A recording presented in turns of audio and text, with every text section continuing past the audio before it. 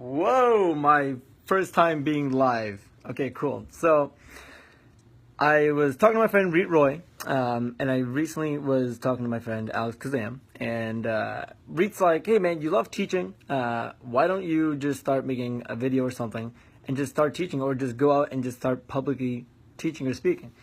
And I said, "Okay, that is true. I absolutely love it. Nothing energizes me more than teaching or speaking, and more importantly, I learn my own subject, whatever it is, more when I'm usually teaching. So I'm gonna do a little lesson right now on something basic. It's a lesson that I've talked to many people about. It's called an encounter versus an experience. So it's this book right here. In the next maybe like 5 or 6 minutes, just give you kind of my version of what is this, not just this book about, but really what's the difference between an encounter versus an experience. And then if it works out well, I'll start doing this for a number of books that I read or lessons that I learned. I love talking about kind of metaphysics or things that are kind of abstract or kind of philosophy related stuff. And instead of just doing it over coffee with a few people, let's see if I can kind of maybe do it a bit more live and on Facebook, I guess, or something else. Anyway, so I and thou. So it's very simple. There's this Jewish philosopher, when he writes this book, and he writes it almost like 50 or 60 years ago.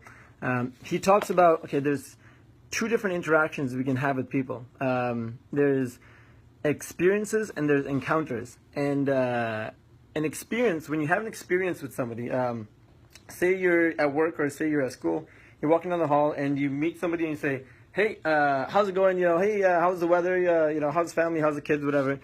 That's essentially an experience. You kind of have a conversation with somebody. It doesn't really mean much. You might forget about it soon after, and there's no worldview changes or anything else like that. You go skydiving and you have a series of feelings or adrenaline. That's an experience. You experience something. You eat something. That's an experience. If you just have a conversation or you're watching a football game or something with somebody, that's an experience. Versus this other thing called an encounter. Now, what's an encounter? An encounter is when you talk to someone or you're having a conversation with someone, and both of you guys are entering in this conversation with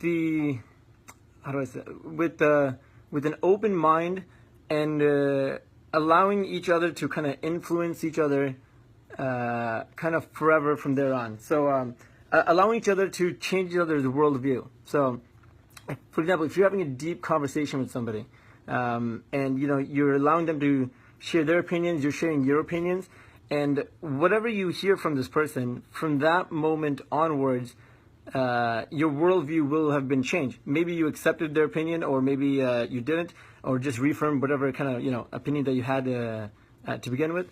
But from that moment onward, your view on life is different, and that's essentially an encounter.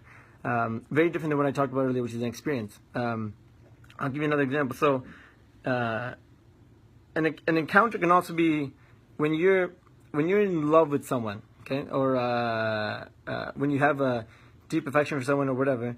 The author, he describes it as when you're in love with someone, you see the whole world through that person's eyes, or you see the world through their eyes. So that means if that person likes something, you almost automatically like it, or if that person dislikes something, for almost no reason, you dislike it as well. And that's like almost like a permanent encounter that you have with somebody. What's really interesting is that he wrote this book almost 60, 70 years ago, and he talks about how the whole world, we used to have a lot more encounters, people sitting around kind of having deep conversations with each other, and the world is moving towards more and more just experiences where we're just talking, kind of really on a surface level, where we're not really having meaningful conversations, and the whole world is just moving towards kind of rapid experiences after experiences after experiences. And he talks about how a source of happiness, or you get fulfillment from having encounters, regular encounters, and how people nowadays are really not having enough encounters, and really we need to know. an interesting thing is within a conversation. So me and you guys you were talking right now, where you have a conversation with somebody. Within one conversation, you can kind of be going in and out of experiences and encounters. So it's not just that the whole conversation is an encounter or the whole conversation an experience. You can kind of be going in and out because maybe you're having a deep conversation and then somebody comes and distracts you, and then you kind of get back to it. Something to keep in mind. What's really interesting that he talks about is he talks about how you don't have to have somebody else to have an encounter, and he talks about how you can have an encounter even with yourself. So, for example, in prayer, so say you're in deep thought prayer or meditation. I mean, if you don't necessarily have like a God or a higher power, and in that prayer, you're conversating with God, and you're having a conversation. Maybe you're asking for something, or maybe you're saying something, whatever it is. But you're changing your own opinion, or you're changing your view on something, or you're changing your life from that moment onwards. That's a form of an encounter. And we all have encounters with people. It's not that we don't, and we all have experiences with a lot of people.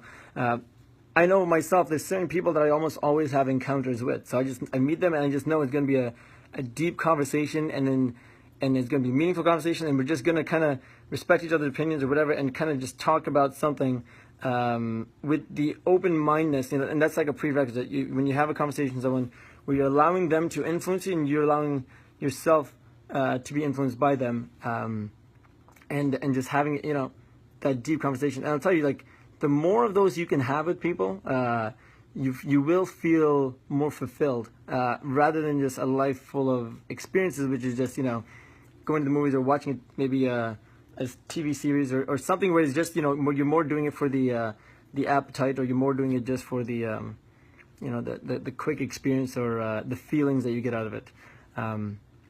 So yeah, that is I and Thou. It goes obviously a lot more deeper. It's a really trippy book, where it doesn't really make sense when you're reading it, because he kind of keeps going off in these like random tangents. But by the time you're done the book, you get it. Like it makes sense to some extent, and everybody else will get something else out of it. But that's essentially what he's trying to explain. And I was just in December. I was at this thing called a knowledge retreat, and there was a whole lot of encounters with certain scholars from around the world, and they're all talking about a lot of spiritual stuff and metaphysics and whatnot. But and I can have those conversations, and I can try to teach them too. But the framework of it all is just it's still going to be there. We have to have an encounter for me to be able to kind of have that kind of conversation with you, not just an experience. And it's cool. Anyways, so that's my 2 cents on encounters and experiences, and a brief on that book. I will probably do my next talk on a subject that's a bit more specific, rather than just the different kinds of conversations. And we'll go from there. Anyways, cool. Facebook Live. That's all.